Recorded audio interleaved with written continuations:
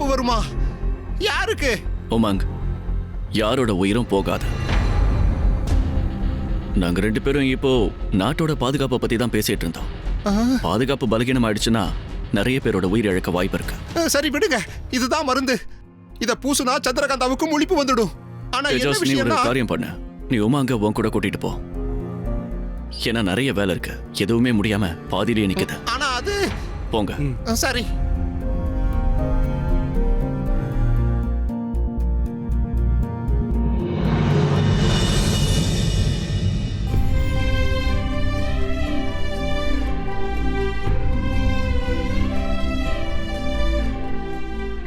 இப்போ உனக்கு மருந்து போட்டு விடுறதுனால என் மனசுல நீ இருக்கன்னு அர்த்தம் இல்ல. இன்னைக்கு நடக்க வேண்டிய வேலைக்காக நீ உயிரோட இருந்தாகணும்.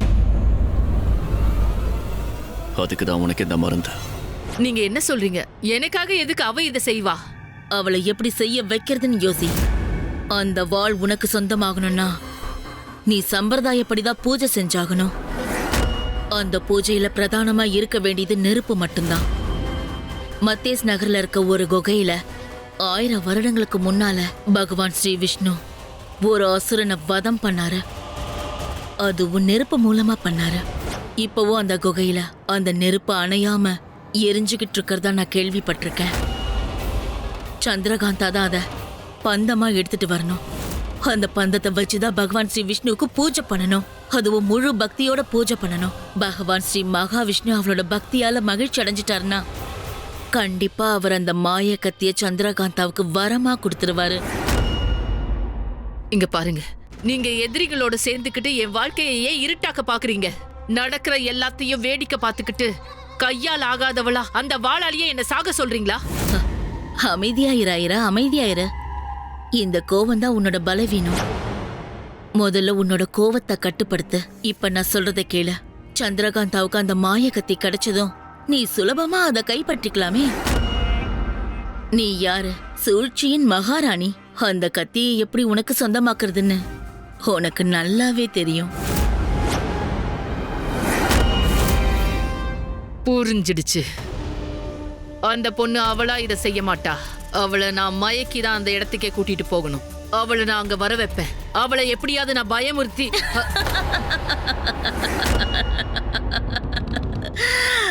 ஐராவதி, பக்தி பயத்தினால இல்ல, பிரார்த்தனையினாலதான் வரணும்.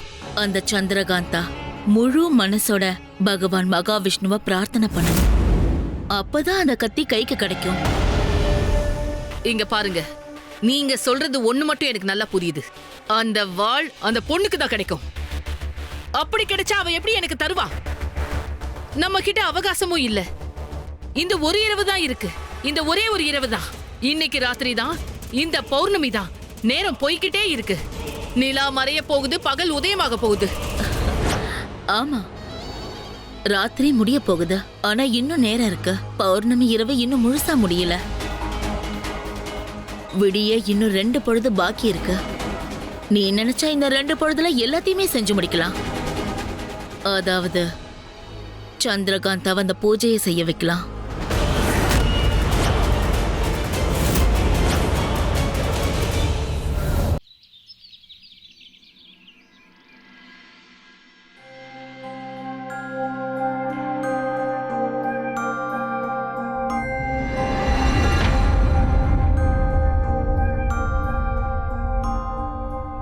என்ன ஆச்சு? நேத்து ராத்திரி என்ன நடந்துச்சு?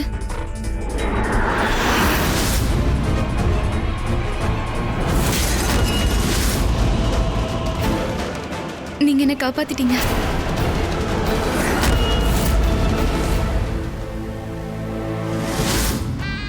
நேத்து ராத்திரியா அந்த மீனவ பொண்ணு செத்திருக்க வேண்டியவ.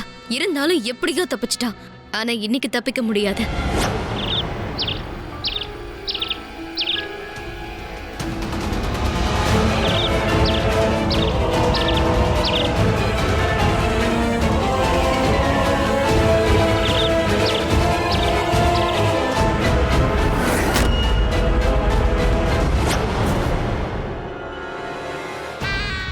திடீர்னு எங்க மறைஞ்சிட்டா?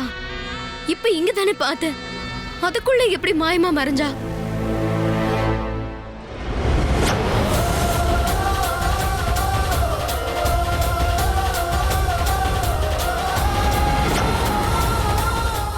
நீங்க யாரு?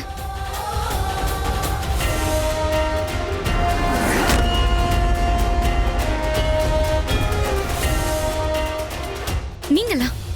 நீங்க 2 பேருமா? என்னை எதுக்காக இங்க வர வச்சீங்க? எங்க கூட வா. இது மதேஷி நகர் தானே? எதுக்கு நீங்க கூட்டிட்டு வந்தீங்க? எங்க கூட வான்னு சொன்ன. வா.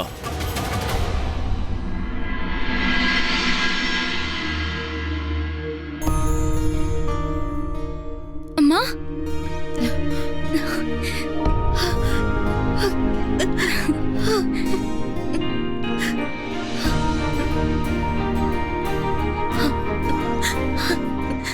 நீ எப்படிமா இருக்க?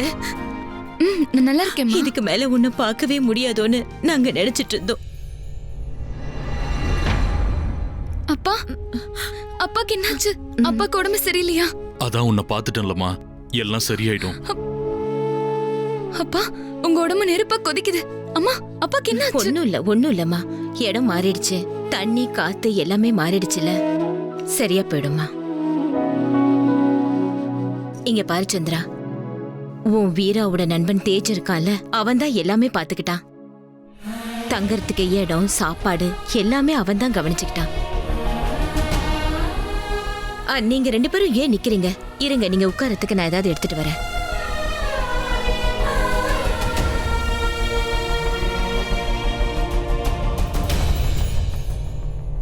ராணி அம்மா, இப்ப நான் என் கண்ணால பார்த்தேன். வீராவும் சந்திரகாந்தாவும் எங்கேயோ மாயமா மறைஞ்சிட்டாங்க. வீரா வீரா வீரா, அவன் அந்த சந்திரகாந்தாவை எங்க கூட்டிட்டு போனா? ஏன் கூட்டிட்டு போனா? ராணி அம்மா, நான் தான் ஏற்கனவே சொன்னேனே, வீரா சந்திரகாந்தாவோட அம்மா அப்பாவை மதேஷ் நகர்ல மறைச்சு வச்சிருக்கான். நிச்சயமா அவங்கள சந்திக்கதான் சந்திரகாந்தாவை வீரா இங்க இருந்து கூட்டிட்டு போயிருக்கணும். ஐராவதி, என்ன இந்த தாசி உனக்கே அறிவுரை சொல்றா?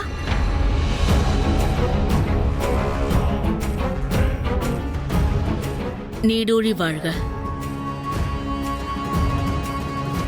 இல்லம்மா, அது வந்து நான் ராணி.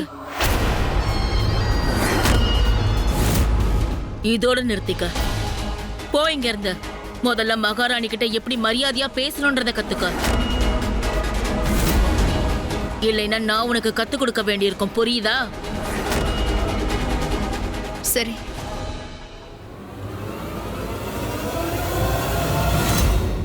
தாசியா?